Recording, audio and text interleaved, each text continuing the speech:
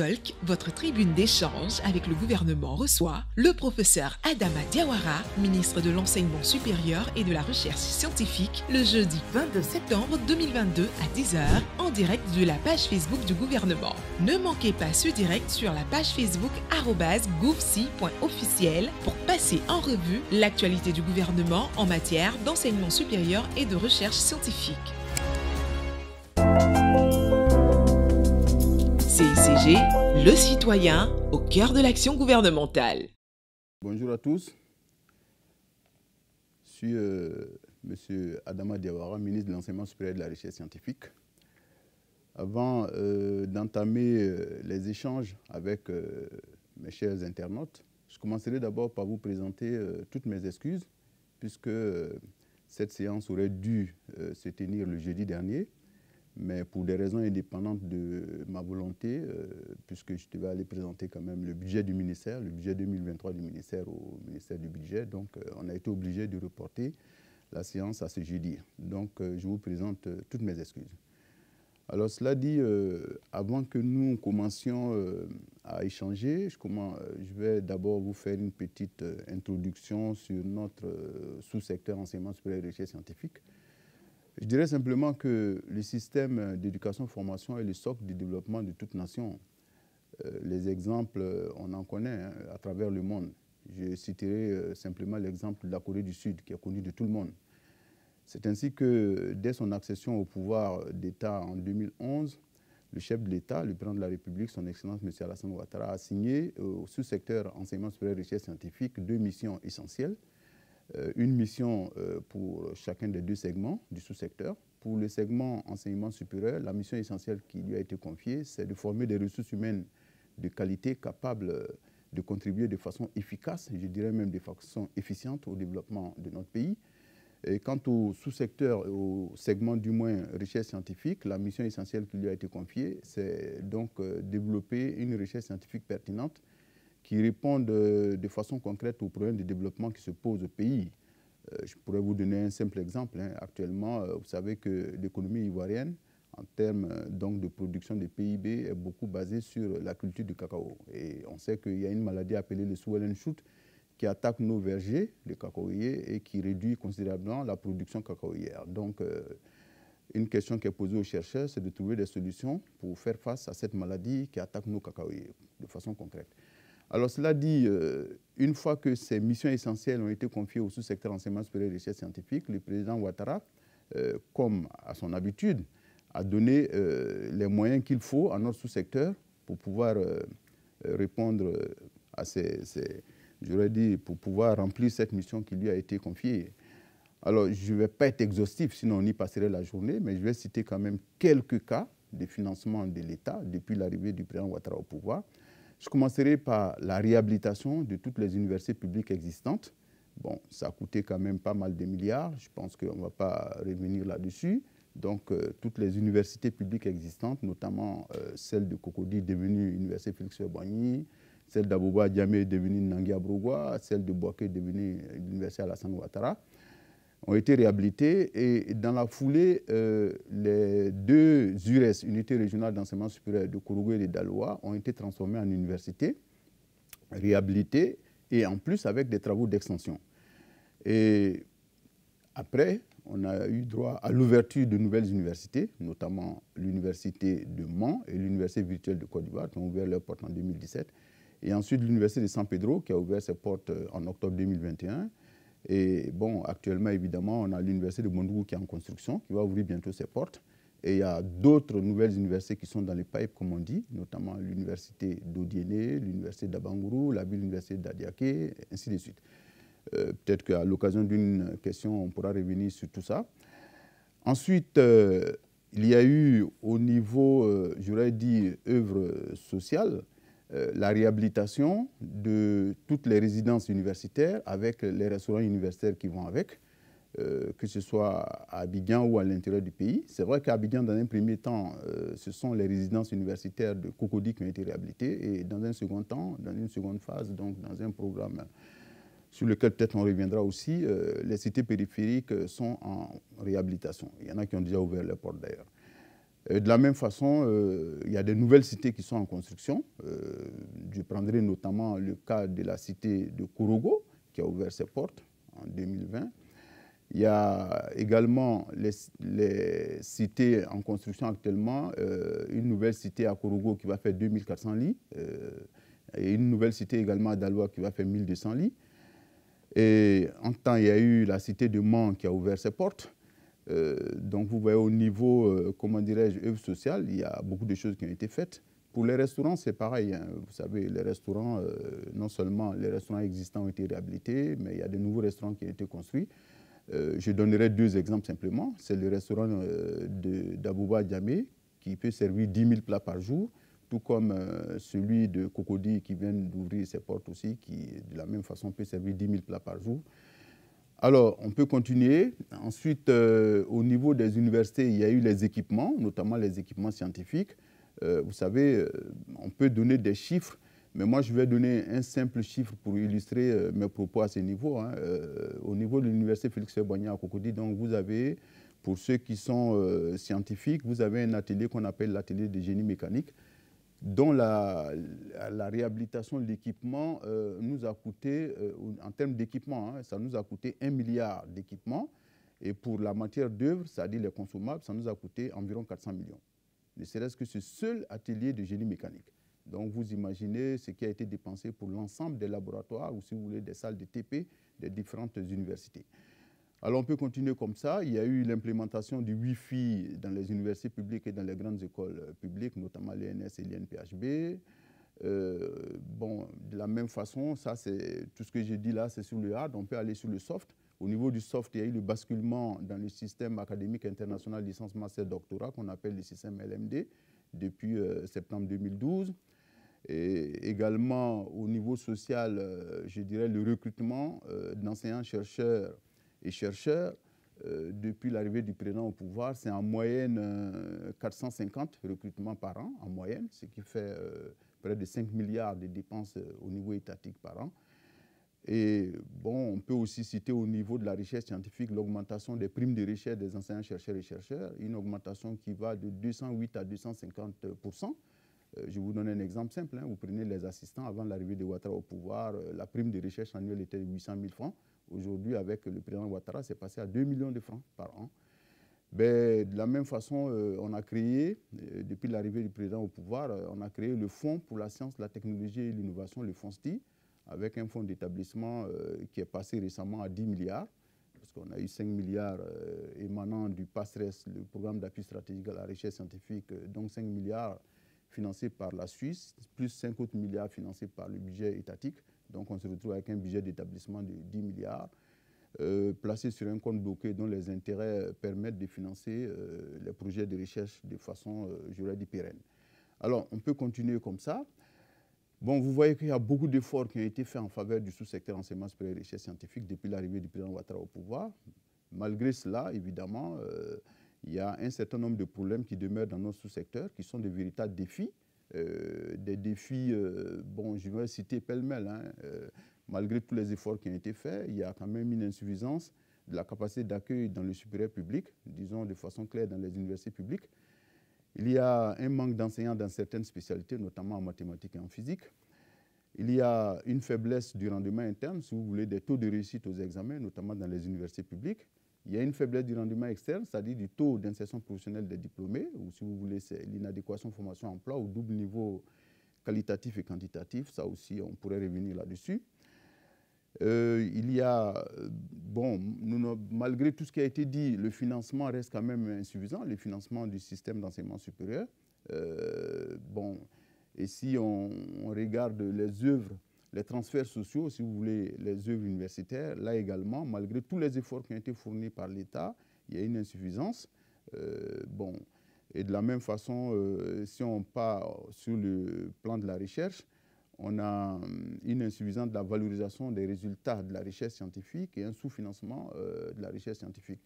Mais je peux vous assurer que justement, grâce au soutien incommensurable du président de la République et de son gouvernement, tous ces problèmes-là sont en train d'être résolus petit à petit.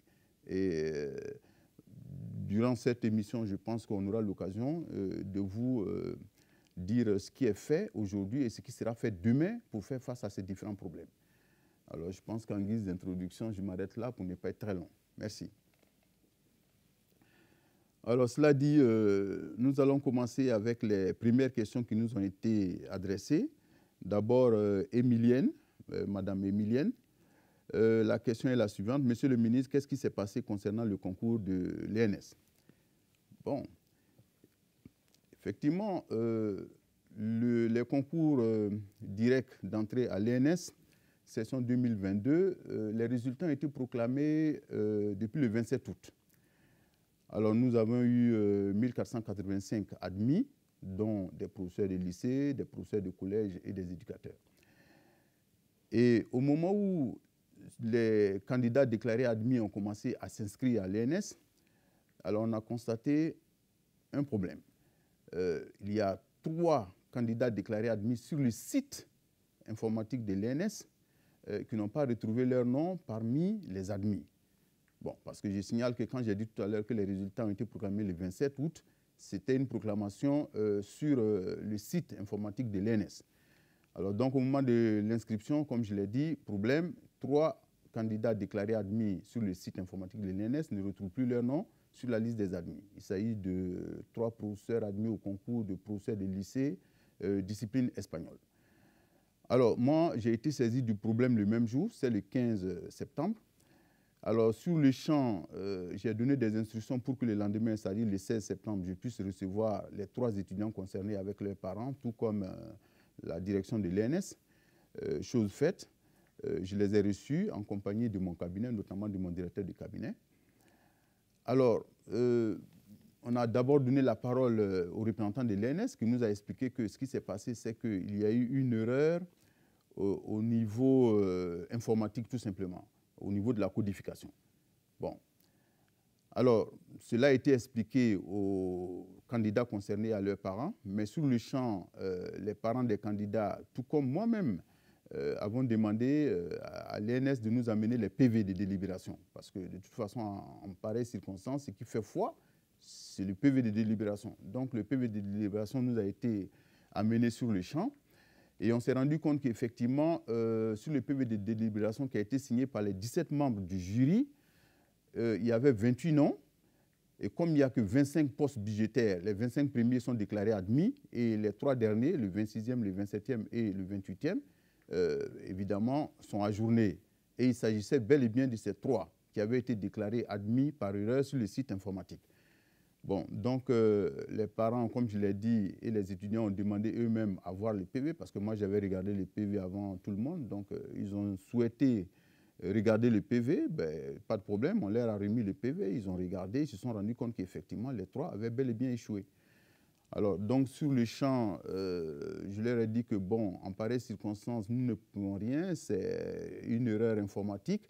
Ce qui fait foi en la matière, c'est le PV de délibération. Bon, donc il faut que les 3 candidats prennent leur mal en patience, qu'ils aillent se préparer davantage pour l'année prochaine. Et d'ailleurs, dans la foulée, il y a 2 parmi les 3 qui nous ont fait comprendre qu'ils enseignaient dans un établissement privé et ils ont dû rendre leur démission, croyant pouvoir intégrer l'ENS. Alors, bon, j'ai demandé à mon DIRCAB, à mon directeur de cabinet, de prendre la tâche avec les fondateurs de ces établissements-là et d'intervenir pour qu'ils puissent intégrer leur établissement privé en attendant l'année prochaine. Donc, voilà ce qui s'est passé. Bon, évidemment, j'ai vu pas mal de commentaires parfois sur les réseaux sociaux, mais je peux comprendre que certaines personnes n'aient pas la réalité des faits. Mais voilà ce qui s'est passé en tout et pour tout. En tout cas, pour le moment, voilà les informations dont je dispose et voilà ce qui a été fait concrètement pour résoudre ce problème. Alors, la question suivante de M. Ton Ivo. Monsieur le ministre, vous avez reçu à plusieurs reprises les docteurs non recrutés, alors qu'on pensait le problème résolu, des voix s'élèvent pour annoncer des mouvements à venir. Qu'est-ce qui se passe réellement avec les docteurs non recrutés? Bon, ça me donne l'occasion de reparler de ce problème. Vous savez, vraiment d'entrée de jeu, il faut que les choses soient claires. Le ministère de l'Enseignement supérieur et de la Recherche scientifique a pour mission de former les Ivoiriens, de former les jeunes Ivoiriens, notamment les bacheliers qui intègrent nos systèmes d'enseignement supérieur. de les former jusqu'au niveau qu'ils souhaitent ou qu'ils peuvent atteindre. Voilà, ça peut être la licence, ça peut être le master, ça peut être le doctorat, ainsi de suite. Mais le ministère de l'Enseignement supérieur et de la Recherche scientifique n'a pas pour vocation de trouver un emploi à tous ces diplômés. Ça, c'est la première des choses. C'est vrai, si on en a la possibilité, on ne va pas hésiter à le faire, mais ce n'est pas notre mission. Alors, donc, les docteurs qui finissent leurs études, donc qui ont leur doctorat en poche, il y a plusieurs possibilités d'emploi qui s'offrent à eux. C'est vrai que la première possibilité qui s'offre à eux, c'est de postuler à un poste d'enseignant-chercheur, si vous voulez, d'assistant dans les universités ou grandes écoles publiques, ou bien d'assistant chef de clinique dans nos UFR des sciences de la santé, des universités publiques, ou alors d'attaché de recherche dans nos structures de recherche. Bon, en ce moment-là, effectivement, ces concours-là se passent au niveau du ministère de l'Enseignement supérieur et de la Recherche scientifique. Alors, évidemment, le nombre de postulants étant supérieur au nombre de postes budgétaires qui nous est attribué par le ministère du Budget, bon, nous organisons un concours pour recruter les meilleurs. Alors, je donnerai l'exemple de 2022. En 2022, nous avons eu 660 postes, précisément 450 postes, ce qu'on appelle des recrutements nouveaux ou contrats, hein, pour ceux qui éventuellement ont dépassé l'âge d'intégrer la fonction publique. Et on a eu 210 postes de glissement catégoriel, c'est-à-dire ceux qui sont fonctionnaires mais qui ont eu le doctorat entre-temps, donc qui veulent intégrer le système d'enseignement supérieur. Donc ça nous fait 660 postes. Alors, nous avons eu en tout 1919 candidatures. Je signale que les 1919 ne sont pas tous des docteurs, ça il faut le savoir, parce que pour le poste d'assistant, évidemment, il y a les docteurs qui postulent, mais il y a aussi des ingénieurs de conception qui postulent, il y a des experts qui postulent. Bon, en tout état de cause, bon, sans rentrer dans trop de détails, je signale simplement que pour les postes du moins d'assistant chef de clinique, il y avait 97 candidats, nous avons recruté 77. Pour les postes d'attaché de recherche, il y avait 180 candidats, dont 136 candidatures doubles, c'est-à-dire attachés de recherche et assistants, et 46 dossiers qui ont été retenus par les structures même dans une première phase de présélection. Et ensuite, la commission qui a statué en dernier ressort sur les 46 dossiers a retenu 40. Quant au concours d'assistants pour les universités et grandes écoles publiques, on a eu 1778 candidats, 391 admis. Bon, l'un mis dans l'autre, pour les 660 postes, on s'est retrouvé avec 102 postes non pourvus, mais à ce niveau, il faut que je dise qu'on avait 660 postes, c'est vrai, mais on a mis 610 postes en concours, simplement parce qu'on a laissé 50 postes de côté pour le concours de recrutement des assistants de l'université de Bondougou qui était en construction. Bon, donc, sur les 610 postes mis en jeu, il y a 102 postes qui sont revenus sans être pourvus, simplement parce que les présidents d'université ont estimé que pour ces postes-là, ils n'avaient pas les spécialités qu'ils recherchaient. Bon, évidemment, vous savez, au niveau des universités, ce n'est pas parce qu'il y a des postes qu'on doit les remplir automatiquement. Tout est question de besoin des universités. Il faut voir quelles sont les spécialités qui sont recherchées. Voilà. Par exemple, si on a besoin d'un mathématicien, s'il n'y a pas de mathématicien, on ne dira pas, oui, il y a un poste, comme il n'y a pas de mathématicien, on va aller prendre un historien. Ça ne se passe pas comme ça, c'est une question de besoin. Donc, il y a 102 postes qui sont restés. Et quand on y ajoute les 50 postes qui avaient été mis de côté pour l'université de Bondougou, ça fait 152 postes. Donc, le premier concours qui s'est déroulé en juin a permis de recruter, j'aurais dit, les 660 postes moins les 152. Et il nous restait donc les 152 et on les met à concours en octobre. Et le processus est déjà lancé d'ailleurs. Voilà, on met en concours en octobre. Alors, bon, je peux comprendre que nos frères docteurs non recrutés, évidemment, pour quelqu'un qui a fait des études, j'aurais dit, assez longues, hein, du CP1 jusqu'au doctorat, ça prend quand même du temps. Et à la fin, quand pendant un bon bout de temps, il ne trouve pas de point de chute, je peux comprendre son état d'âme. Mais n'empêche, il y a des lignes rouges quand même à ne pas franchir. Il y a des lignes rouges à ne pas franchir, surtout pour des docteurs, parce que j'imagine que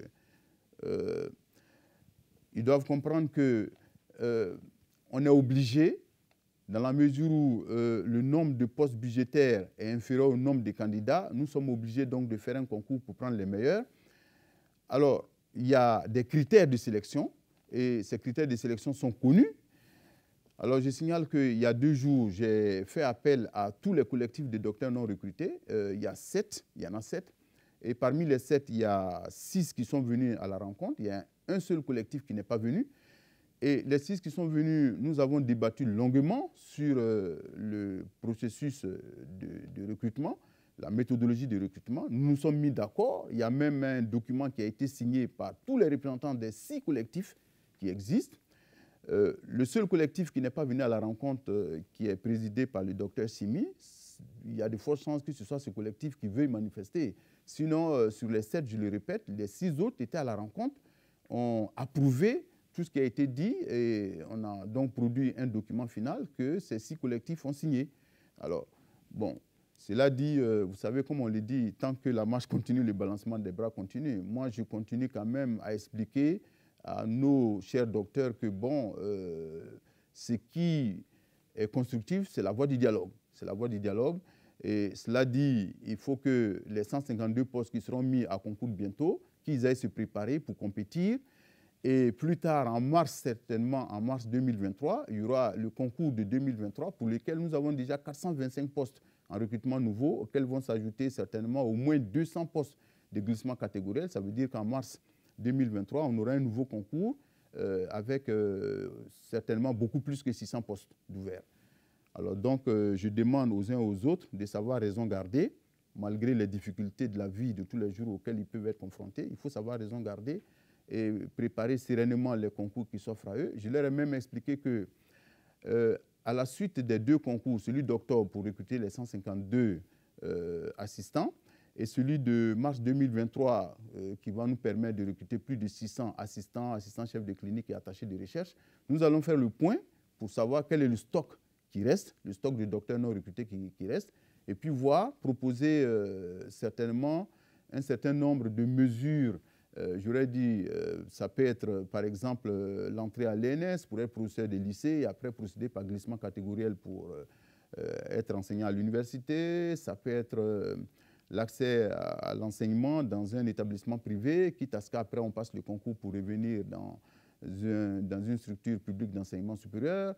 Bon, il y a un certain nombre de possibilités qu'on a comme ça. C'est aussi la possibilité d'aller à la fonction publique. D'ailleurs, j'en ai discuté avec Madame la ministre de la fonction publique récemment pour faire en sorte que les diplômes reconnus au niveau de la fonction publique s'alignent sur le système LMD, c'est-à-dire reconnaissent les diplômes licence, master et doctorat. Il y a la possibilité aussi d'aller trouver un emploi dans le privé, dans les entreprises privées, notamment celles qui ont des laboratoires de recherche. Et puis, bon, il y a l'auto-emploi. Bon, donc, il y a un certain nombre de possibilités qui s'offrent à nos docteurs. Et à chaque fois que je les ai rencontrés, je leur ai fait étalage de ces possibilités qu'ils ont. Voilà. Donc, ce n'est pas le seul concours de recrutement d'assistants qui s'offre à eux. Il y a d'autres possibilités. Bon, donc, comme je l'ai dit, il faut savoir raison garder, mais ne vous en faites pas. Je vais encore rentrer en contact avec le collectif qui n'est pas venu à la rencontre, c'est-à-dire le collectif du Dr Simi, pour que le dialogue continue. Vous savez, en pareille circonstance, le dialogue social, il n'y a rien de tel. C'est tout ce qu'on peut mener pour que les uns et les autres comprennent que l'État fait beaucoup d'efforts. D'ailleurs, c'est le lieu de dire que l'État de Côte d'Ivoire fait énormément en matière de recrutement de docteurs, comparé à ce qui se passe dans les autres pays. Je prends l'exemple d'un pays de la zone UMOA que je ne vais pas citer, qui est un pays de référence en matière d'enseignement supérieur. Mais dans ce pays-là, de façon générale, c'est 100 docteurs qui sont recrutés par an, en moyenne. 100. Là où, avec Ouattara, le président Ouattara, c'est au bas mot 450. Je vous ai donné en 2021, c'était 610 recrutements. En 2022, 660. En 2023, certainement plus de 600. Alors, comme je l'ai dit, il n'y a pas photo comparé à ce qui se passe dans les autres pays. Il y a même des pays où les recrutements des docteurs sont plus qu'erratiques. C'est-à-dire d'une année à l'autre, on peut recruter comme on peut ne pas recruter. Donc ça, au moins, il faut savoir le reconnaître. Parce que je signale que quand on donne ces chiffres-là, il faut voir les milliards que cela génère derrière en termes de masse salariale. Parce que si je prends 450 assistants, par exemple, salaire brut plus prime de recherche, c'est presque 5 milliards par an de dépenses pour l'État. Il faut en être conscient.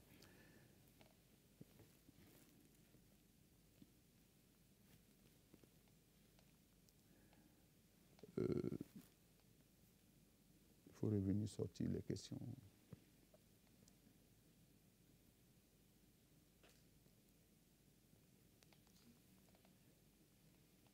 Bon, en attendant qu'un technicien vienne nous sortir les questions qui suivent, je dirais simplement que pour le recrutement des assistants, il faudrait que tout le monde sache que quand vous êtes recruté comme assistant dans une université ou une grande école publique, vous êtes, comme on le dit, enseignant-chercheur. C'est-à-dire que vous êtes à la fois enseignant et chercheur. Donc évidemment, au niveau du concours de recrutement des assistants, nous sommes obligés de nous assurer que ceux que nous recrutons peuvent faire à la fois de la recherche et de l'enseignement. C'est ce qui fait que nous avons au niveau du concours 2 types de tests. Vous avez un test qui porte sur la partie recherche scientifique et un test qui porte sur la partie enseignement. Bon, sur la partie recherche scientifique, évidemment, c'est basé sur les travaux de thèse du candidat. Il expose sur ses travaux de thèse, on lui pose des questions là-dessus et on essaie de voir s'il a fait des publications, des articles scientifiques et quel est le nombre d'articles scientifiques publiés, quelle est la qualité des articles scientifiques publiés, ainsi de suite. Maintenant, quant à l'aspect enseignement, évidemment, pour ce qui concerne les enseignements de spécialité, pas de problème, parce que ce sont les enseignements qui ont trait à ce qu'il a fait comme travaux de thèse. Par contre, les enseignements sur les unités, je dirais dire, sur les connaissances fondamentales, ce qu'on appelle les unités d'enseignement de connaissances fondamentales, notamment en licence 1 et licence 2, bon, alors pour ces enseignements-là, on est obligé de lui poser un certain nombre de questions sur les fondamentaux pour s'assurer qu'une fois qu'il est recruté, il peut faire valablement nos cours, notamment nos travaux dirigés. Voilà. Alors, cela dit, pour ne pas être plus long sur la question, je passe à la question de M. Yao Michel.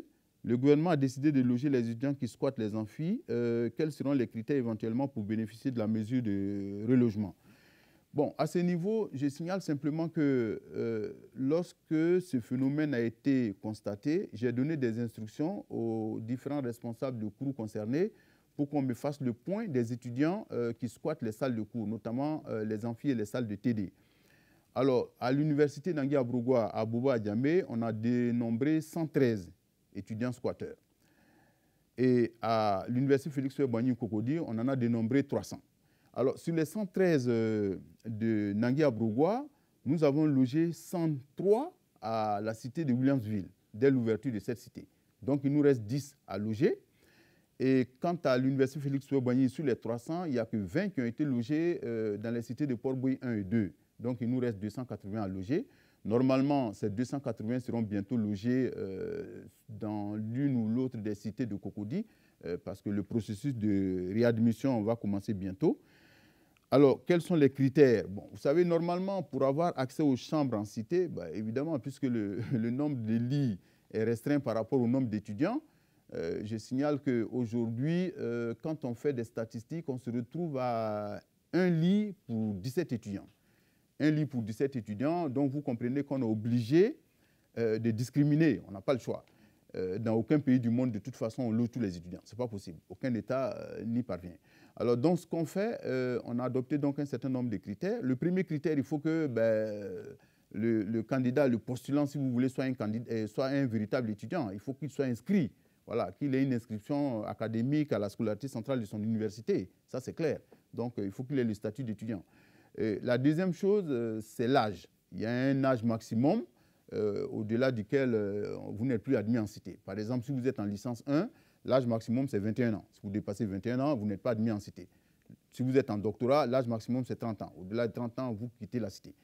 Et ensuite, le troisième critère, ce sont les résultats académiques. Évidemment, soit vous avez validé l'ensemble de vos unités d'enseignement, vous passez en classe au niveau supérieur, ou alors, au pire des cas, vous avez validé au moins 80% de vos unités d'enseignement, c'est-à-dire vous avez ce qu'on appelle, vous êtes autorisé à vous inscrire en année supérieure, mais avec des crédits d'unité d'enseignement sur l'année précédente. En ce moment, si vous remplissez tous ces critères-là, vous êtes éligible. Bon, évidemment, après, si le nombre d'éligibles est inférieur ou égal au nombre de places disponibles, il n'y a pas de problème, mais s'il est supérieur au nombre de lits disponibles, on est obligé de discriminer à nouveau. Et en ce moment, évidemment, on prend les plus méritants. Alors, ça, ce sont les critères de façon classique. Maintenant, quant à ceux qui squattent, parce que je signale qu'évidemment, au-delà de ces critères-là, il y en a qu'on loge, qu'on appelle des cas sociaux. Hein. Il y a les sportifs, il y a vraiment les cas sociaux, les handicapés, etc. Donc, ceux qui squattent les salles de cours, on les a mis dans, j'aurais dit, dans le lot des cas sociaux, tout simplement. Ce qui fait que pour ceux-là, il y a un seul critère qui vaille, il faut qu'ils soient étudiants, tout simplement. Le reste des critères, on ne regarde pas. S'ils sont étudiants, ils sont régulièrement inscrits, c'est suffisant pour les loger. Voilà, parce qu'on les a mis dans les cas sociaux. Maintenant, Monsieur le ministre, la question de M. Siriki Ouattara, Monsieur le ministre, à quand le démarrage de l'opération d'admission des étudiants dans les résidences universitaires réhabilitées? Bon, je signale qu'au fur et à mesure que les cités réhabilitées sont remises au CROU, on procède au logement des étudiants dans ces cités. Vous savez, lors du processus de réhabilitation des universités et des résidences universitaires en 2011-2012, dès que les travaux de réhabilitation sont achevés, on a commencé à loger les étudiants dans les cités réhabilitées, c'est-à-dire les cités de Cocody.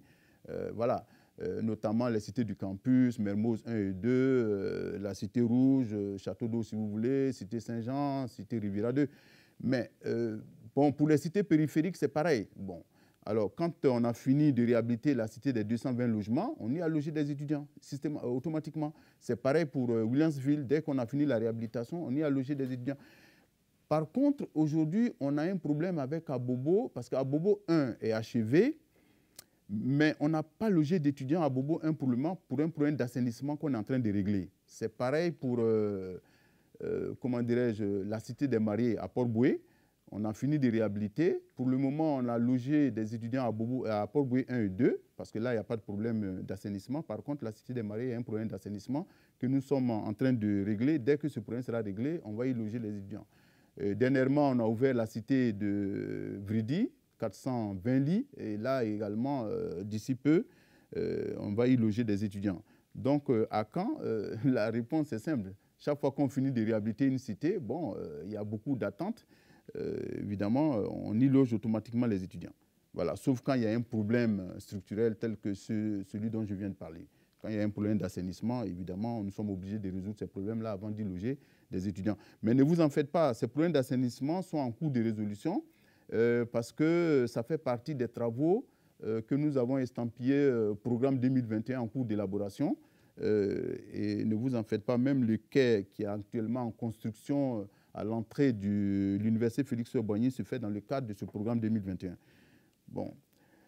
Ensuite, Ghislain Kofi, la rentrée du 3 octobre sera-t-elle effective pour tous les départements? À l'EPSS Nangui à Brogua, les compos n'ont pas été effectués. Monsieur le ministre, que fait le gouvernement face aux étudiants qui refusent de céder les résidences universitaires alors qu'ils n'ont plus droit? Bon, ça fait plusieurs questions en une. Bon, la rentrée du 3 octobre sera-t-elle effective? Évidemment, elle sera effective. Je signale que la cérémonie officielle aura lieu donc, le lundi 3 octobre 2022 à l'Institut national polytechnique Félix-Houphouët-Boigny à Yamoussoukro. Et ça concernera, cette rentrée évidemment concernera toutes les universités et grandes écoles publiques comme privées. Voilà. Vous savez, il peut arriver quelques cas résiduels pour lesquels il y a un petit retard à l'allumage, mais bon, ça, nous sommes en train de nous battre pour que ces cas résiduels puissent être réglés. Je vous signale qu'au moment où je prenais la tête de ce département, on était dans une situation assez alambiquée qui fait que, d'une université à l'autre, la rentrée ne se faisait pas à la même date et même parfois pire, à l'intérieur d'une même université, d'une UFR à l'autre, la rentrée ne se faisait pas à la même date. Donc, nous avons dû batailler avec l'appui de tous les partenaires, notamment les responsables d'université, les collègues enseignants, chercheurs et chercheurs, les personnels administratifs et techniques, les étudiants eux-mêmes, pour que petit à petit, nous puissions retomber sur nos pieds, comme on dit. Alors, je reviens sur la question de M. Diakité Lassina, qui est la suivante. Monsieur le ministre, comment faire pour obtenir la bourse universitaire en tant que nouveau bachelier orienté dans une université publique avec la mention assez bien obtenue au baccalauréat? Alors, je le disais, la première chose à faire, c'est d'aller déposer une demande de bourse à la direction de bourse, à l'immeuble Noguès au plateau. Et évidemment, il y a des critères pour avoir la bourse, pour avoir droit à la bourse. Il y a un certain nombre de critères. Si vous remplissez ces critères, pas de problème, vous aurez droit à la bourse. Mais évidemment, dans les limites de l'enveloppe budgétaire allouée au paiement des bourses. Mais je pense qu'avec une mention assez bien, vous avez toutes vos chances. Donc, commencez à aller constituer votre dossier, tout simplement, de demande de bourse. Ensuite, la question de M. Moka Cheveux. comment vous comptez résoudre le problème de l'inadéquation entre les formations dispensées et le marché de l'emploi? Voilà, ça c'est vraiment une question, j'aurais dit, de fond. Une question de fond parce que je signale que quand vous voyez que depuis 1999, ce qu'on appelle le processus de Bologne en Europe, sur lequel nous sommes en Afrique, on s'est alignés, qui fait que ce processus qu'on appelle tout simplement le système licence master doctorat ou système LMD, qui est mis en application dans la zone UMOA depuis 2005 et en Côte d'Ivoire, en tout cas, nous avons basculé intégralement dans le LMD depuis septembre 2012. Alors, ce système-là qui nous amène à un système d'unité d'enseignement en partant de l'ancien système qui est le système d'unité de valeur. Alors, le système LMD a deux objectifs majeurs. Le premier, c'est la mobilité des apprenants. Et le second, des apprenants comme des enseignants, chercheurs et chercheurs, évidemment. Et puis, bon, le second surtout, qui a un lien direct avec vos questions, c'est l'employabilité des diplômés. L'employabilité des diplômés. Bon, en ce niveau-là, je dis que votre question est une question de fond parce que l'inadéquation formation-emploi au double niveau qualitatif et quantitatif constitue un problème majeur pour notre sous-secteur enseignement supérieur et recherche scientifique. Alors, pour illustrer mes propos, j'ai l'habitude de prendre un exemple qui frappe, et c'est choisi sciemment. C'est l'enquête sur l'emploi et le travail des enfants de 2013. Alors, cette enquête prouve qu'en Côte d'Ivoire, en 2013 en tout cas, pour 240 apprenants qui sortaient de notre système d'éducation-formation, on avait 34 000 qui sortaient du système d'enseignement supérieur, soit 14%. Alors, et pour ces 34 000, en face, ou si vous voulez, sur l'ensemble, les 240 000, en face, qu'est-ce qu'on avait? On avait 6 600 emplois modernes dans le secteur public et 3 300 emplois modernes dans le secteur privé, ce qui fait 9 900 emplois modernes. Et quand on ajoute l'informel, agricole comme non agricole, le tout avec le moderne, ça nous amenait à 76 300 emplois. Alors, quand on se dit que bon, les apprenants qui sortent du système d'enseignement supérieur vont postuler surtout pour les emplois modernes, ça c'est leur première destination, ça revient à dire que même si tous les emplois modernes, les 9 900, étaient attribués uniquement aux apprenants sortant de l'enseignement supérieur, ce qui n'est pas vrai, tout le monde sait que ça, ce n'est pas possible, ça nous amènerait à un emploi pour plus de 3 étudiants sortant du système. Alors, ce qui fait que vous avez une inadéquation formation-emploi qui est manifeste au niveau quantitatif. Mais avant qu'on revienne sur ce quantitatif, au niveau qualitatif aussi, on a un problème. De temps en temps, je discute avec certains chefs d'entreprise. La dernière fois, il y a un qui m'a dit, mais vous savez, monsieur le ministre, moi, je cherche parfois des compétences que je ne trouve pas sur la place. Je suis obligé d'aller débaucher dans d'autres entreprises de la place ou même parfois à l'étranger. Pendant ce temps, vous avez des milliers d'étudiants dont je n'ai pas besoin. Vous voyez qu'en tant que ministre de l'Enseignement supérieur, ça m'interpelle. Donc, c'est pour ça que je dis qu'il y a une double inadéquation formation-emploi, aussi bien au niveau qualitatif qu'au niveau quantitatif. Et au niveau quantitatif, ça aussi, je l'ai dit à toutes les tribunes, l'inconvénient de cette inadéquation formation-emploi, surtout au niveau quantitatif, c'est qu'on débouche sur ce qu'on appelle le déclassement et le désajustement de nos étudiants qui sortent, qui sont en situation d'emploi. C'est-à-dire que même ceux qui sont en situation d'emploi, soit ils sont déclassés, c'est-à-dire ils occupent des emplois de catégories inférieures à ce qu'ils auraient pu escompter à la sortie de l'école. Exemple typique, quelqu'un qui a une maîtrise qui gère une cabine téléphonique. Bon. Ou alors, ils sont désajustés, ça veut dire que bon, ils occupent un emploi qui n'a pas de lien direct avec la formation qu'ils ont reçue. Voilà. Et moi, je regarde les statistiques que j'ai en la matière sur le RESEN 2016. C'est que sur le déclassement, vous avez jusqu'à 80% des diplômés de l'enseignement supérieur, enfin des diplômés de notre système éducatif, pas seulement l'enseignement supérieur, qui sont déclassés. Et vous avez 46% qui sont désajustés, ce qui est terrible. D'ailleurs, on peut pousser loin comme ça le raisonnement. Quand on regarde les critères minimums exigés par le marché du travail en Côte d'Ivoire, mais il n'y a que 20,5% de ces critères-là qui sont satisfaits par les apprenants qui sortent du système éducatif ivoirien. Donc, ça veut dire qu'il y a manifestement une inadéquation formation-emploi qui est vraiment criarde. Alors maintenant, qu'est-ce qu'on peut faire pour résoudre ce problème? Évidemment, ce problème dépasse le ministre de l'Enseignement supérieur. Le ministre de l'Enseignement supérieur a sa part là-dedans, mais lui seul ne peut pas résoudre ce problème. Nous, on peut résoudre ce problème peut-être au niveau qualitatif. C'est-à-dire qu'on peut faire en sorte que le profil de formation de nos apprenants soit aligné, soit en adéquation, soit en corrélation directe avec le profil de compétences recherchées sur le marché de l'emploi. Ça, on peut le faire à travers la révision de nos curricula. Je vais revenir là-dessus tout à l'heure. Mais au niveau quantitatif, c'est plus compliqué. Parce qu'au niveau quantitatif, il y va de la dynamique même de l'économie. Alors, donc, ça dépasse le cadre du ministère de l'Enseignement supérieur. Mais cela dit, ne serait-ce qu'au niveau qualitatif, qu'est-ce que nous faisons? Bon, vous savez, avant même de parler du qualitatif, je peux revenir aussi sur le quantitatif. Tout juste une petite parenthèse que j'ouvre et que je referme. J'ai l'habitude de dire dans les tribunes d'échange sur les 3 sous-secteurs du système éducatif que pour qu'on puisse résoudre durablement ce problème d'inadéquation formation-emploi, il faudrait qu'on ait une approche systémique de notre système éducatif. Quand je dis une approche systémique, ça veut dire quoi? Au niveau transitionnel, bon, je ne vais pas prendre le CM2 parce que, bon, si on applique la PSO, c'est-à-dire la politique de scolarisation obligatoire des enfants de 6 à 16 ans, bon, qui fait que, bon, tous les enfants sont censés avoir au moins 10 années de scolarité, donc arriver au minimum en 3e. Donc, je laisse la transition CM2 6e. Prenons les 2 autres transitions, c'est-à-dire 3e seconde et terminale enseignement supérieur. Il faudrait qu'au niveau de ces 2 niveaux de transition, on ait des sorties vers la formation professionnelle.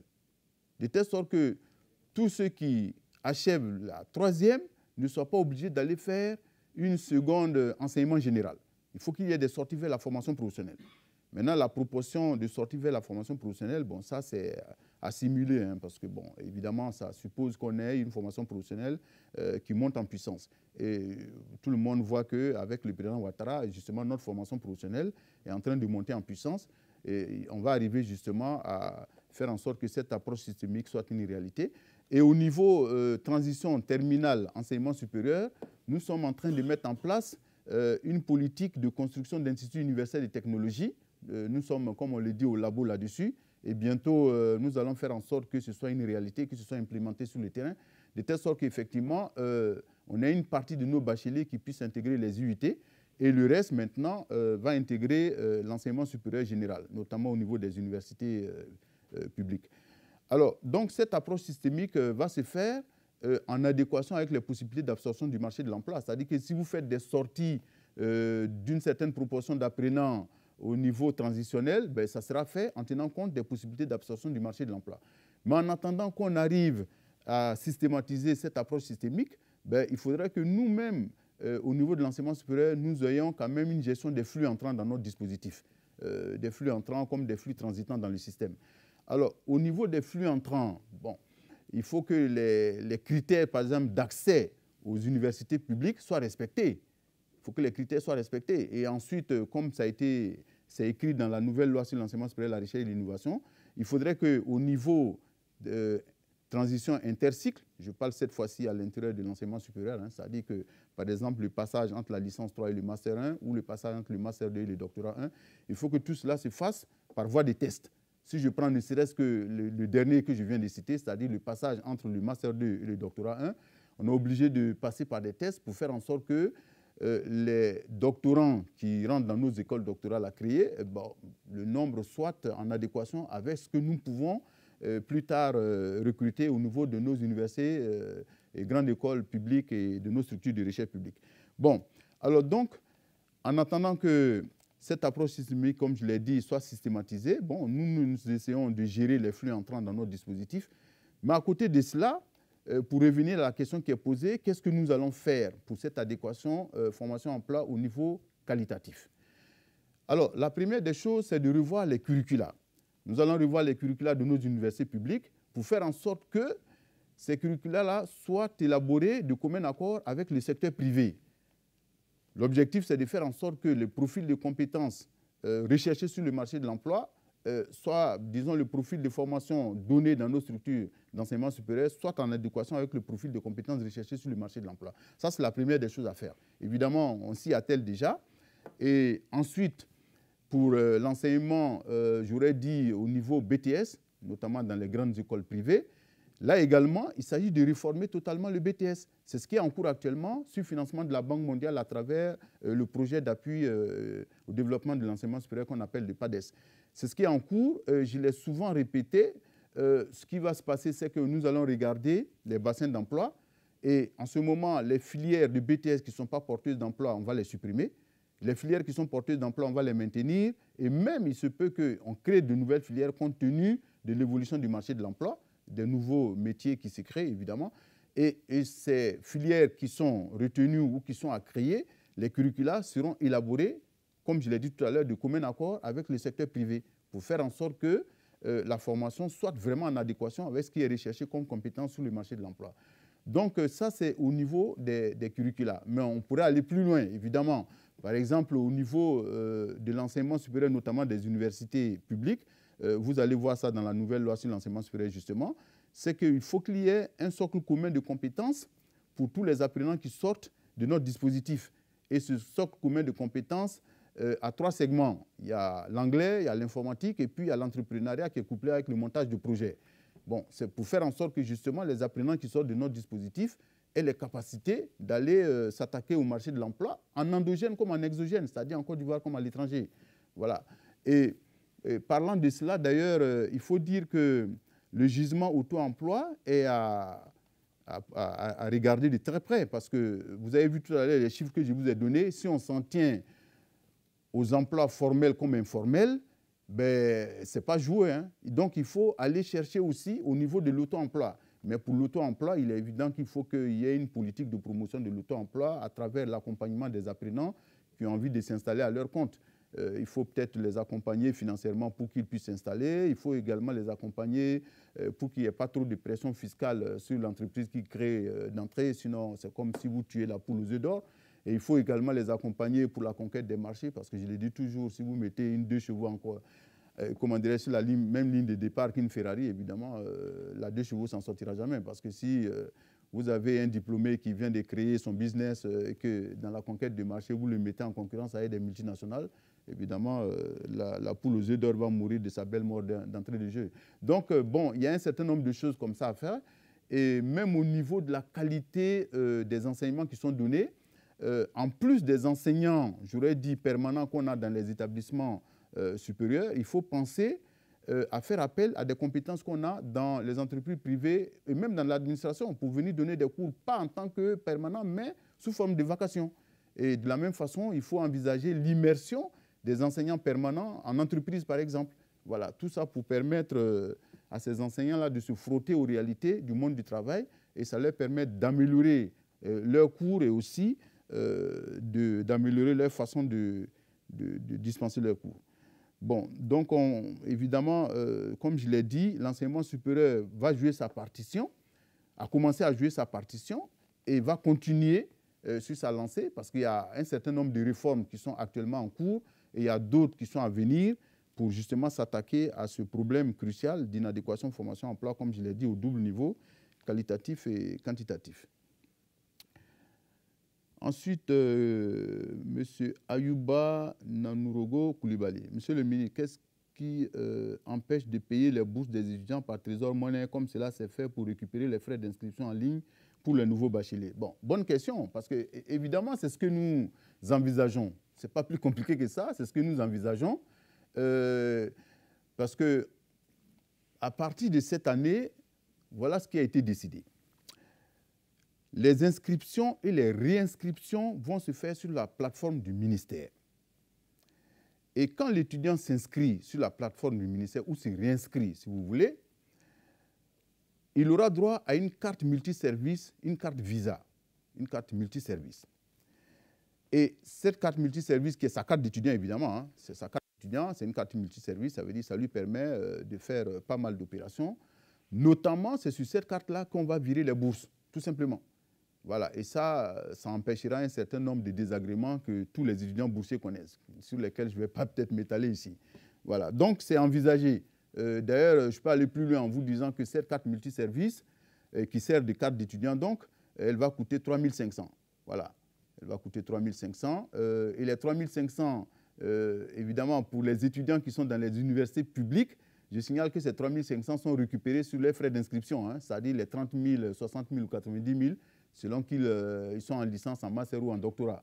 Mais par contre, ceux qui sont dans le privé, eh bien, ils vont le payer, tout simplement.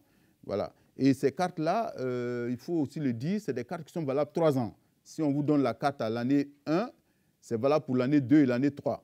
Donc, si par exemple vous êtes en licence 1, que vous avez payé la carte à 3 500, la carte est valable pour la licence 1, la licence 2 et la licence 3. Sauf si vous redoublez en route, évidemment, vous allez devoir payer une deuxième carte avant d'arriver au bout du tunnel.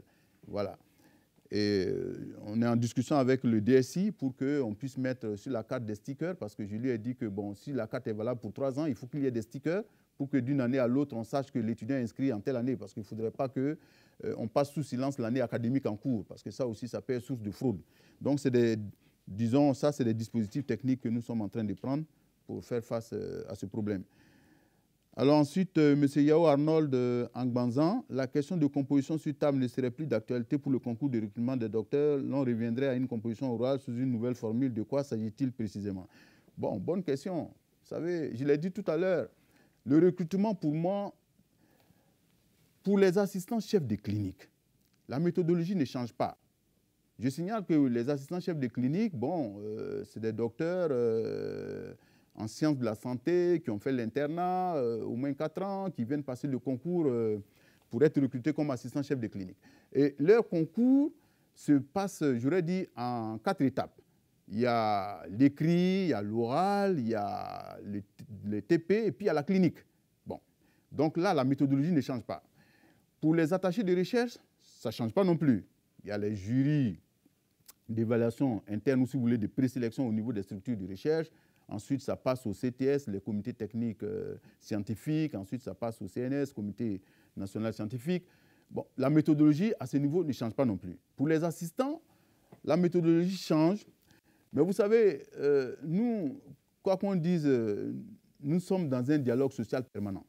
Au niveau du ministère de l'Enseignement supérieur et de la Recherche scientifique, nous sommes dans un dialogue social permanent. Et quand on gère les hommes, ce n'est pas des animaux qu'on gère. Hein. On gère des hommes. Il faut être en discussion pour que les incompréhensions puissent être aplanies. Alors, cette histoire de compos sur table, j'explique à tout le monde pour qu'on puisse bien se comprendre. Je l'ai dit tout à l'heure, quand vous êtes assistant à l'université ou dans une grande école publique, vous faites de l'enseignement et de la recherche. Pour la recherche, il n'y a pas de problème. Vous avez fait une thèse pendant 3-4 ans, que sais-je, sur une spécialité donnée, sur une thématique donnée, que vous maîtrisez suffisamment.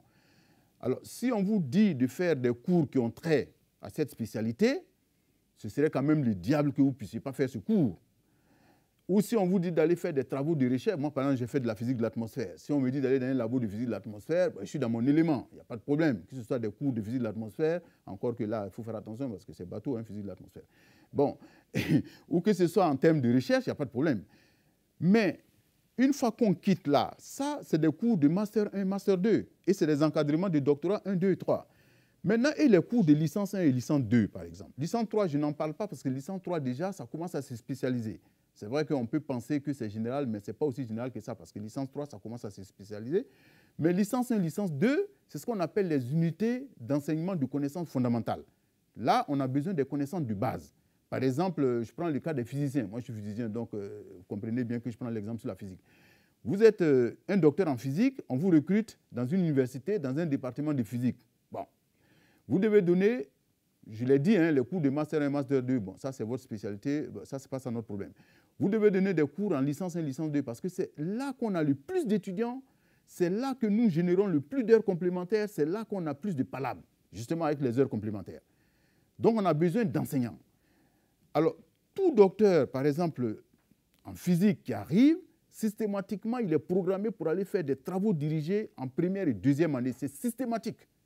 Alors, vous pouvez comprendre qu'on aille prendre quelqu'un qui a un doctorat en physique, on lui dit d'aller faire des travaux dirigés en licence 1, licence 2, il ne peut pas faire. Les étudiants sont obligés de fuir son cours pour aller dans d'autres groupes de TD. Mais il y a problème. Il faut qu'on soit sûr que quand on le recrute, en plus de la recherche qu'il fait dans son labo, qu'il puisse donner des cours en licence 1, licence 2. C'est pour ça qu'il a dit, bon, OK, dans ces cas, on va leur poser des questions sur ces cours-là, qui sont des connaissances de base de leur discipline, ou ce qu'on appelle dans le système nomenclature LMD, dans leur mention. Bon, mais on avait le choix. Soit on faisait ça de façon orale ou de façon écrite. Mais à l'époque, on a penché pour l'écrit simplement pour 2 raisons. La première raison, c'est qu'on s'est dit, bon, si c'est à l'écrit, ils sont tous interrogés sur les mêmes questions. Question d'équité. Deuxièmement, ils ont la compo, pour chaque unité d'enseignement fondamental, la compo dure 1 heure. Ça leur laisse beaucoup de temps pour réfléchir. Moi, je l'ai fait, je l'ai dit honnêtement, pour aider les candidats. Bien au contraire, pour les aider. Bon, maintenant, comme il y en a qui en ont fait quelque chose de, j'aurais dit, doctrinal, comme si... J'ai dit, bon, lorsqu'on les a reçus avant-hier, j'ai été clair avec eux. Hein. J'ai dit, bon, les collectifs de docteurs non recrutés. Moi, mon problème, c'est de m'assurer que ceux que je recrute pourront aller faire les cours correctement à mes étudiants. Maintenant, cette évaluation du segment enseignement, qu'on le fasse à l'oral ou à l'écrit, franchement, ce n'est pas mon problème. Mon problème, c'est de m'assurer que vous pourrez faire ces cours. Maintenant, je leur ai dit, vous consultantes, vous voulez qu'on continue à faire sur table, à l'écrit ou bien à l'oral. Parce que de toute façon, vous serez interrogés dessus. Ça, c'est clair. Ils sont sortis, ils se sont concertés pendant une dizaine de minutes, ils sont revenus, ils m'ont dit, bon, ils préfèrent le faire à l'oral. J'ai dit, bon, qu'à cela ne tienne. On a même codifié. Vous faites à l'oral, ce n'est pas un problème. Vous rentrez dans la salle. Bon, vous avez 3 membres de jury qui sont là, qui sont, 6 membres de jury qui sont là, qui sont 6 enseignants-chercheurs de haut vol choisis parmi des enseignants-chercheurs désignés par les universités elles-mêmes. Et quand vous rentrez, on vous demande, monsieur ou madame, est-ce que vous voulez être interrogé sur les 3 UE fondamentales de licence 1 ou de licence 2? À vous de choisir. Si vous choisissez licence 1, on vous posera des questions sur les 3 UE fondamentales de licence 1. Si vous choisissez licence 2, ce sera pareil. Maintenant, pour chacune des UE fondamentales, on va vous poser un certain nombre de questions de cours. Et chaque question de cours, bon, pour tout vous dire, la simulation actuelle, c'est 4 questions de cours. Chaque question de cours, c'est 2,5 points. Voilà. Donc, ça fera 10 points. Et ensuite, on vous donne un exercice. Vous avez 5 minutes pour aller réfléchir sur l'exercice et venir exposer. Et vous serez noté sur 10 points. Vous voyez que ça ne les arrange pas. Moi, je leur ai dit honnêtement, à votre place, moi, j'aurais choisi l'écrit. Parce que nous, quand on était étudiants, on passait à l'oral systématiquement. Hein. Même si vous aviez 20 sur 20 à l'écrit, vous partiez à l'oral. Et c'était comme ça. Vous arrivez, le professeur vous donne un exercice, vous avez 5 minutes, vous revenez exposer. Bon, si en 5 minutes, vous n'avez pas trouvé, vous n'avez pas décroché la timbale, ça, c'est à vos risques et périls. Bon, donc, je leur ai dit, moi, bon, maintenant, si vous dites que vous voulez faire à l'oral, moi, je n'ai pas de problème. Hein. Donc, ça sera fait comme ça. Et ça, ce sera donc le jury 2, donc une note sur 20 que j'appelle la note N2.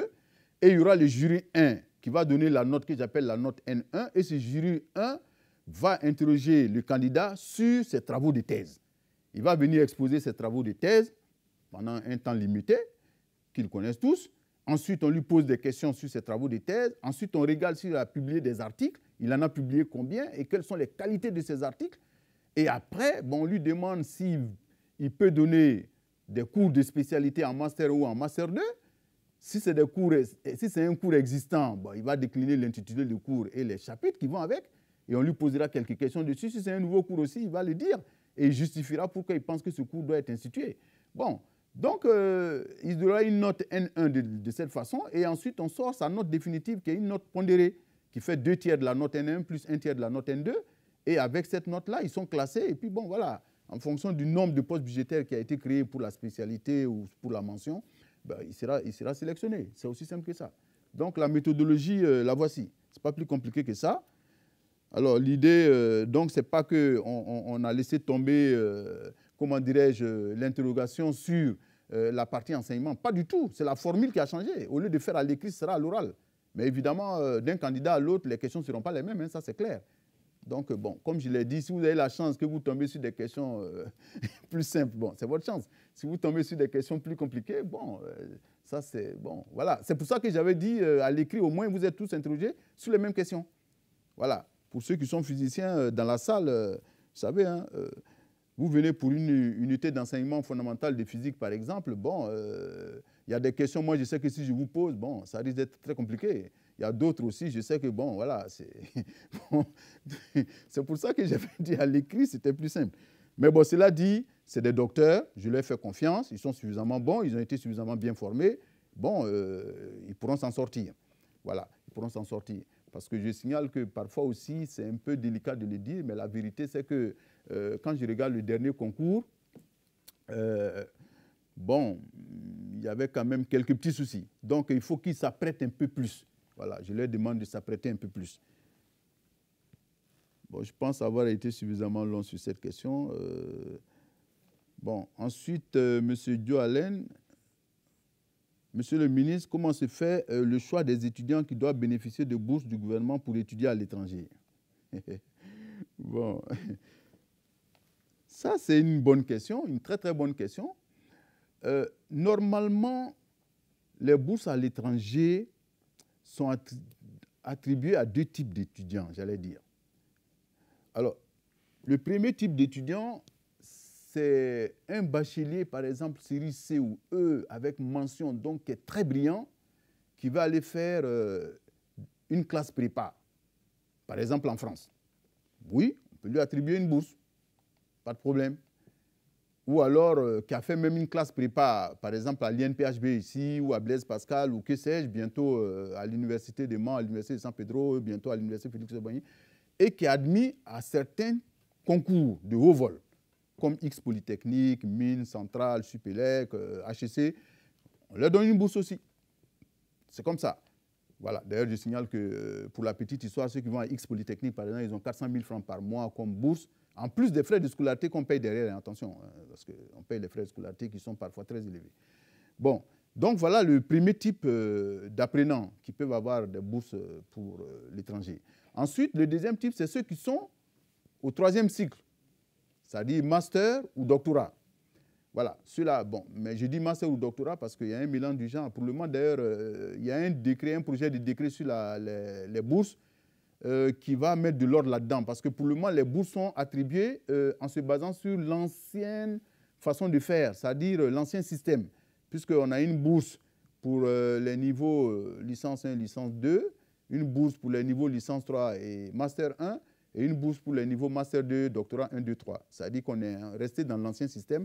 C'est pour ça que le nouveau projet de décret qui va bientôt aller en Conseil des ministres va nous permettre de nous recaler sur le système LMD. Bon, bref, pour revenir donc à ce que je disais, le deuxième type d'étudiants qui peut avoir une bourse pour aller à l'étranger, normalement, c'est ceux qui sont en thèse, qui vont faire un doctorat. Mais on en donne pour ceux qui vont faire un master.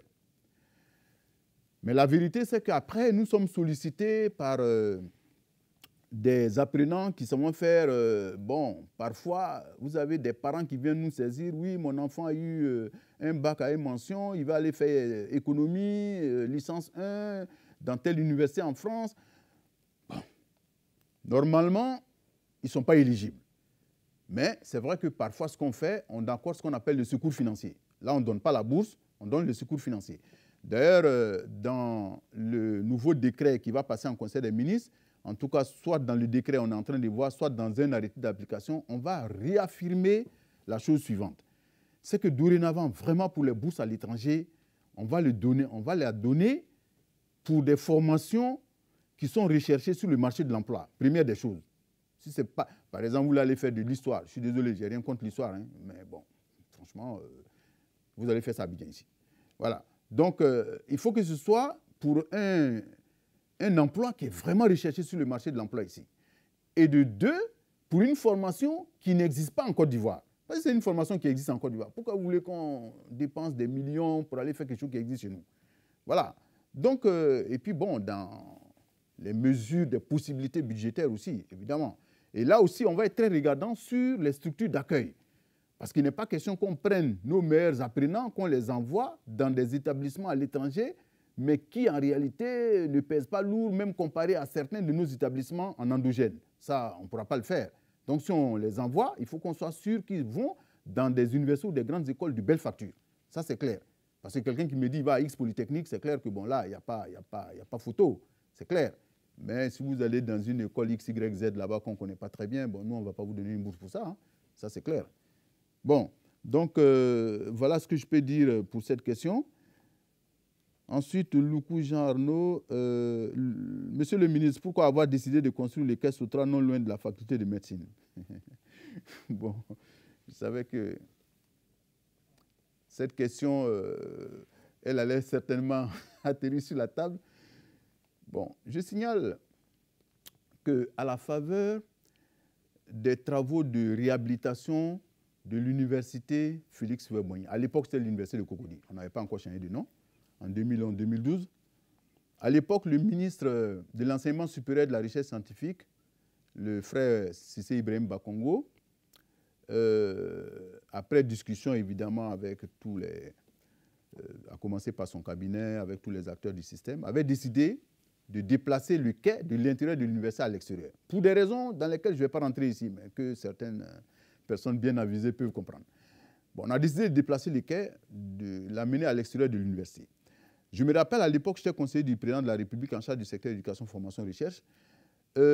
On s'est promené sur le campus pour chercher où localiser ce quai. Ce n'était pas évident. On trouve un site, il y a tellement de contre que de pour, on laisse tomber. Bon, de site en site, on a fini par trouver l'entrée côté CHU de Cocody. Et puis bon, on y a installé le quai. Bon, ça a fonctionné durant un certain nombre d'années, jusqu'à ce que récemment, au niveau du CHU de Cocody, on décide de construire le pôle mère-enfant du CHU de Cocody. Et là, nous avons été saisis du fait que, bon, une partie du quai, en tout cas, est contiguë au chantier et que c'était dangereux. Effectivement, c'est dangereux. On ne sait jamais. Vous imaginez un gros boulon qui tombe sur la tête d'un étudiant. Bon, c'est bon. Donc, on était obligé de déplacer le quai. Alors, sur le champ, où localiser ce quai? Parce que je peux vous dire que la première fois même pour localiser le quai où il était, ça a été la croix et la bannière. Donc, il fallait chercher où on va localiser le quai. Alors, il y a une constante qu'il fallait avoir en tête, c'est qu'il était hors de question de ramener le quai à l'intérieur de l'université. Ça, c'était hors de question. Il fallait laisser le quai à l'entrée de l'université, mais pas à l'intérieur. Pas à l'intérieur parce que les raisons qui ont motivé son déplacement à l'extérieur sont toujours valables. Et même pire, c'est qu'il y a quelqu'un qui avait posé cette question d'ailleurs. Quand vous regardez l'université Félix Houphouët-Boigny, allez à l'université, vous allez voir. On commence à être au restreint. Parce qu'il y a eu de l'extension depuis l'arrivée du président Ouattara au pouvoir. Il y a eu de l'investissement, il y a eu de l'extension, il y a eu des amphis, des salles de TD, des bâtiments de TD, qui sont en construction. Il y en a qui ont été construits, il y en a qui sont en construction actuellement. Bon. Et sans oublier qu'il y en a à construire. On a par exemple une cité de 500 lits qui sera construite bientôt. On est en train de penser à l'Institut universel de technologie et orientation scientifique qui probablement va s'installer justement là où se trouvait l'ancien quai. Parce que c'est dans l'UFR SSMT, Centre des structures de la matière et des technologies. Donc, on ne peut pas aller mettre le quai à l'intérieur pour toutes ces raisons. Donc, il fallait trouver un endroit qui soit à l'entrée de l'université pour installer le quai. Bon, dans un premier temps, on avait trouvé l'espace qui est entre le centre de recherche architecturale, le CRO. On n'est pas confondre avec le centre de recherche océanologique. Hein. Bon, le CRO et l'école de police. Il y a un espace là où on voulait mettre le quai. Mais malheureusement, lorsqu'on a commencé les premières réunions techniques, on s'est rendu compte qu'on ne peut pas y installer un quai parce qu'il y a un échangeur qui va être construit dans la zone. Donc, on était coincé. Alors, de fil en aiguille, finalement, j'ai dit, bon, OK, quand on regarde l'ancien quai, là où il se trouvait, il y a une partie de ce quai qui était effectivement là où on vient d'installer le nouveau quai. Parce que, autant vous dire, hein, au passage, je ne l'ai pas dit, mais je reviens dessus rapidement, c'est que quand on a délocalisé les quais, dans un premier temps, on l'avait relocalisé devant l'INSAC. Bon, tant bien que mal, les étudiants ont boudé, mais je suis arrivé à les convaincre, ça passait. Jusqu'à ce que les grosses pluies arrivent. Et là, les étudiants sont venus me dire, chaque fois, avec les grosses pluies, entre l'INSAC et leur UFR, tous les effets sont mouillés, vraiment, c'est compliqué. Ça m'a un peu refroidi, franchement. Bon. Donc, finalement, on a trouvé ce nouveau site pour installer le quai, mais je répète que ce site-là, l'ancien quai qui a été déménagé, il y a une partie de ce quai qui se trouvait bel et bien à cet endroit. Donc, ce n'est pas nouveau ce qu'on est en train de faire. Mais pour éviter qu'il fasse trop de bruit, qu'il perturbe les cours des UFR, de l'UFR Sciences Médicales, qui n'est pas loin, qui est séparé par une voie, j'ai demandé qu'on érige un haut mur pour entourer tous les quais. C'est ce qu'on est en train de faire actuellement. Non seulement ça, mais deuxièmement, c'est que les bus ne vont pas venir stationner là. Quand les bus arrivent, ils déchargent les étudiants et puis ils s'en vont garer devant l'INSAC. Et au moment de charger, ils reviennent les charger pour partir. C'est aussi simple que ça. Donc bon, dans tous les cas, il fallait bien mettre ce quai quelque part. Voilà. Alors, je ne sais pas si c'est la dernière question, parce que ça ne bouge plus. Monsieur Yao Basile, Monsieur le ministre, comment se fait la répartition des nouveaux bacheliers dans les universités publiques de Côte d'Ivoire? Bon, bonne question aussi. Hein. Vous savez, ça me permet peut-être d'être un peu clair sur ce truc pour éviter... Ah, je peux continuer? Bon, OK. Donc, je disais que pour les nouveaux bacheliers, il y a 2 étapes. Il y a d'abord l'orientation dans les universités publiques. On fait quoi? On continue? Bon, OK. Il y a l'orientation dans les universités publiques. Alors, pour l'orientation dans les universités publiques, il y a eu une phase de préinscription des nouveaux bacheliers. Donc, chaque nouveau bachelier a choisi 3 universités, ou en tout cas a fait 3 choix pour les universités publiques. Et après, il y a une commission d'orientation et d'harmonisation qui a siégé. Et je signale que cette commission d'orientation et d'harmonisation, j'ai tenu à ce qu'elle soit la plus inclusive possible. C'est-à-dire, en plus des membres classiques de cette commission, notamment les directeurs du cabinet, les directeurs de l'enseignement supérieur, les directeurs des systèmes d'information, les directeurs de l'orientation et des bourses, qui sont les membres classiques, hein, j'ai ajouté 2 représentants des enseignants, notamment des syndicats d'enseignants, 2 représentants des étudiants, 1 représentant des parents d'étudiants, pour que ce soit inclusif, pour que tout le monde comprenne que le ministère de l'enseignement supérieur n'a rien à cacher. Vraiment, on essaie d'être le plus transparent possible sur ce problème-là, pour éviter les critiques inutiles. Donc, on a fait une commission inclusive, et en ce moment, quand la commission siège, qu'est-ce qu'on fait? On regarde, pour une université donnée, pour une UFR donnée, il y a des critères. Le premier critère, évidemment, il faut avoir le bac de l'année en cours. Bon, on est en 2022, vous n'allez pas venir avec un bac de 2021. Il faut avoir le bac de 2022. La deuxième chose, il y a le critère d'âge. Il faut avoir au maximum 23 ans, sauf l'université de Mans qui met à 22 ans. Au maximum 23 ans. Si vous dépassez 23 ans, bon, vous n'entrez plus à l'université publique. Ensuite, il y a les notes obtenues au bac. Bon, là aussi, on me pose toujours la question de savoir, mais pourquoi on ne prend pas les notes de classe? Bon, c'est un choix, hein, qui est lié au fait que dans certains établissements, notamment privés, il y a trop de trafic sur les notes, donc on préfère prendre les notes de bac. Là, au moins, tout le monde est jugé sur la même base. Donc, on prend les notes de bac. Et les notes de bac, tout dépend de la filière que vous avez demandé, parce qu'on regarde les notes des matières, j'aurais dit, fondamentales pour la filière. Par exemple, vous voulez faire mathématiques, informatique. Bon, nous, on aime bien les examens scientifiques, hein. Vous voulez faire mathématiques, informatique, on regarde. Si vous avez un bac C, on vous demande d'avoir au minimum 12 en maths et au minimum 10 en physique. Si vous avez un bac E, on vous demande d'avoir au minimum 11 en maths et au minimum 10 en physique-chimie. Si vous avez un bac D, on vous demande d'avoir au minimum 14 en maths et 14 en physique-chimie. Ainsi de suite. Donc, on regarde, est-ce que vous avez demandé l'université et la filière en question? Si oui, est-ce que vous avez l'âge requis? Si oui, est-ce que vous remplissez les critères de notes? Si oui, vous êtes éligible. Vous êtes éligible, mais pas élu, hein. Vous êtes éligible. Et après, maintenant, on classe tous les éligibles en fonction de leur moyenne au bac. Les moyennes sont ramenées sur 20, tout simplement. On les classe. Et puis, bon, on regarde la capacité d'accueil de l'université, enfin de l'UFR sollicité. Si par exemple vous avez sollicité l'UFR Math Info de Félix Houphouët-Boigny et qu'il n'y a que 300 places, on prend les 300 premiers, tout simplement. On prend les 300 premiers. Et justement, je signale, pour éclairer tout le monde, c'est qu'au départ, ce sont les universités qui nous ont communiqué leur capacité d'accueil, en tenant compte de leurs infrastructures et de leurs corps enseignants. Et là, on a fait le cumul, on a eu à peu près 19 000 places de disponibles dans les universités publiques. Et moi-même, j'ai trouvé que ce chiffre était un peu bas compte tenu du nombre de bacheliers. Donc, j'ai demandé qu'on augmente ce chiffre de 10%. Donc, aux 19 000, on a ajouté à peu près 2 000, ce qui nous a amené à 21 000. Mais au moment d'aller regarder les bacheliers qui remplissent les critères d'accès aux universités publiques, on s'est rendu compte qu'il n'y a que 13 000 qui remplissent les critères. Il n'y a que 13 000. C'est-à-dire qu'il y a 19 000 places au départ. Nous, on a augmenté pour passer à 21 000 en ajoutant 10%, sauf dans les filières comme MPCT où on a un problème de poste de TP, on ne peut pas faire n'importe quoi. Bon, on est passé à 21 000. Mais je vous assure, quand on a regardé, il n'y a que 13 000 bacheliers qui remplissaient les critères. Ça veut dire que, bon, voilà, il y a de la place, mais bon, ils ne remplissent pas les critères. Vous savez, on peut penser que la vie est facile, hein, on n'a qu'à envoyer, on n'a qu'à... Mais quand vous faites ça, imaginez-vous quelqu'un qui a eu, par exemple, 7 sur 20 en maths, à un bac D, et vous l'envoyez en maths info. Mais vous l'envoyez à l'abattoir, il ne va jamais s'en sortir. Parce que c'est ça la réalité. Hein. Ce n'est pas une question de on envoie. Ce n'est pas le marché d'Adjamé. Hein. Après, il ne s'en sort pas. Bon, donc, quand on a eu 13 000, il nous restait 8 000 places. Qu'est-ce qu'on a fait? On a dû dégrader les critères.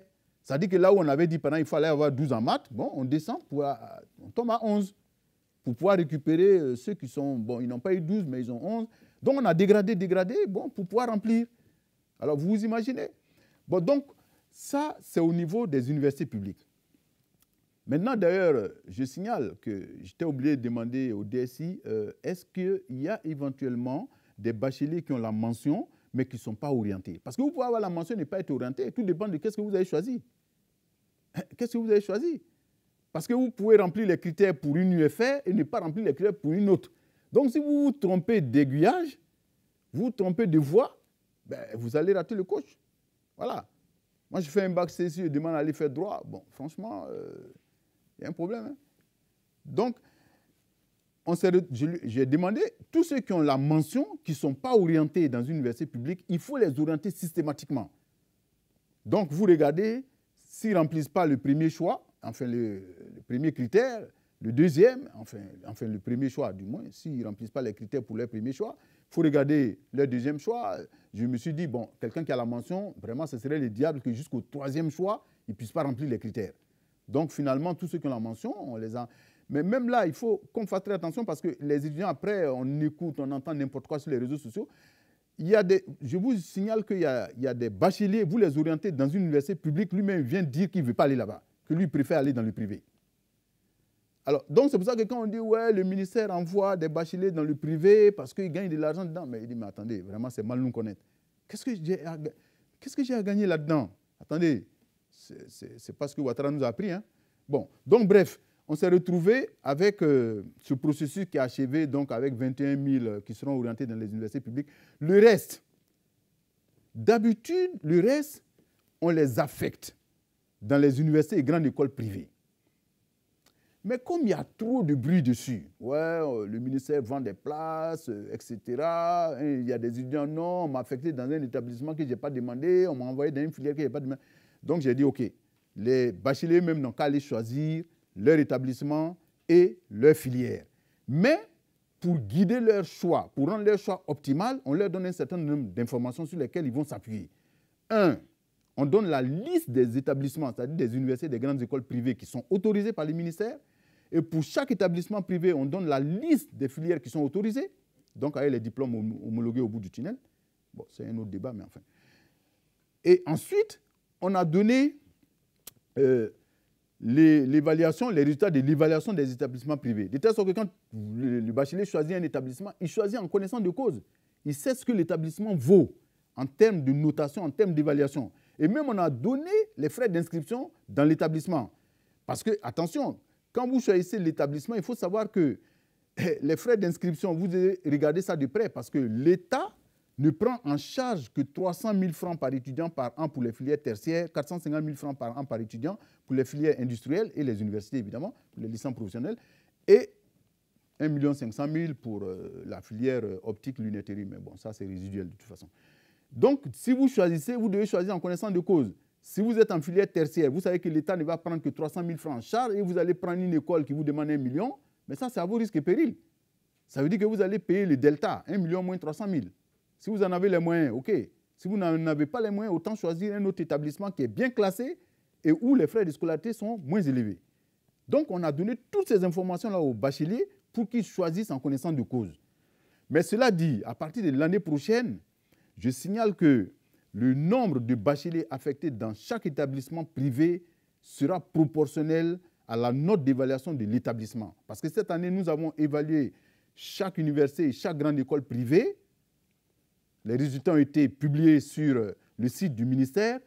On n'en a pas tenu compte pour les quotas de bacheliers affectés dans les établissements privés parce qu'on veut laisser le temps aux établissements privés de se corriger pour ceux qui éventuellement n'ont pas eu de bonnes notes ou ceux qui n'ont pas été classés parce que bon, il y a 3 critères pour être classé. Il faut avoir un arrêté de création, un arrêté d'ouverture et un statut juridique. S'il y a un seul de ces 3 éléments qui manquent, vous n'êtes pas classé.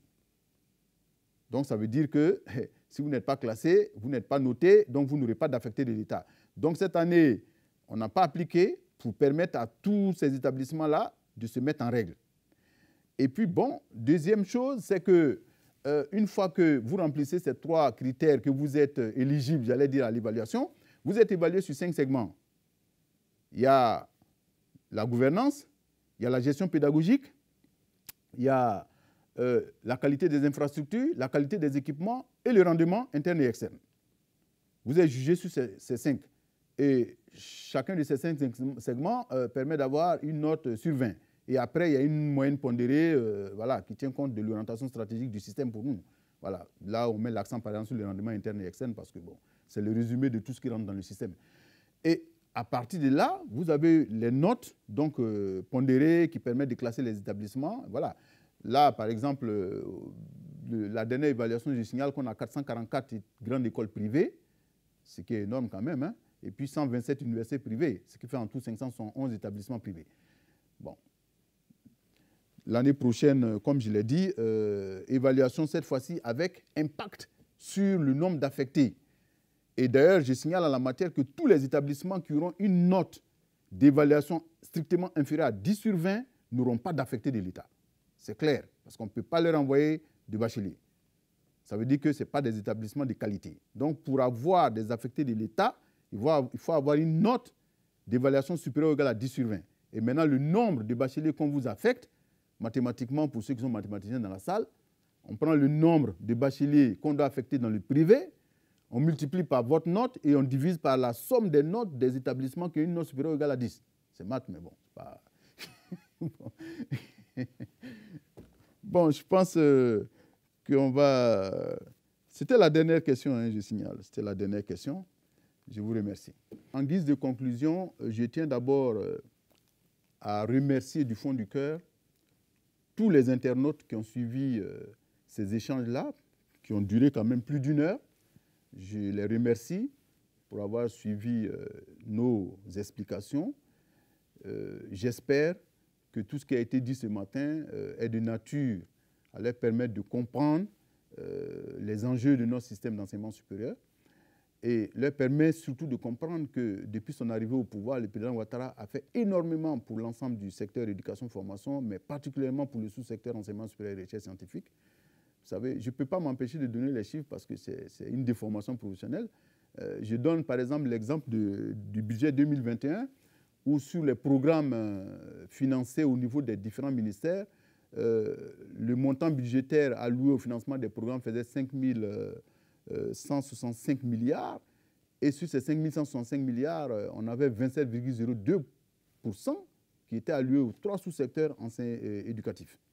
Et dans ce paquet-là, l'enseignement supérieur avait 17,6% du financement, ce qui est énorme. C'est vrai que si on regarde l'un des critères de convergence des systèmes d'enseignement supérieur dans la zone UMOA, l'idéal, ce serait 25%. Mais bon, c'est pas grave.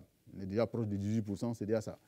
Bon, donc l'État fait énormément pour notre système, et notre sous-secteur en particulier. Et ça, c'est quelque chose que je tenais absolument à relever. Et pour terminer, merci au CICG, merci à l'ensemble des journalistes présents dans la salle. En tout cas, merci pour l'accompagnement du CICG. Ça a permis au ministère de l'Enseignement supérieur donc, de lever le voile sur un certain nombre de préoccupations et de questions des Ivoiriens. Merci, à la prochaine.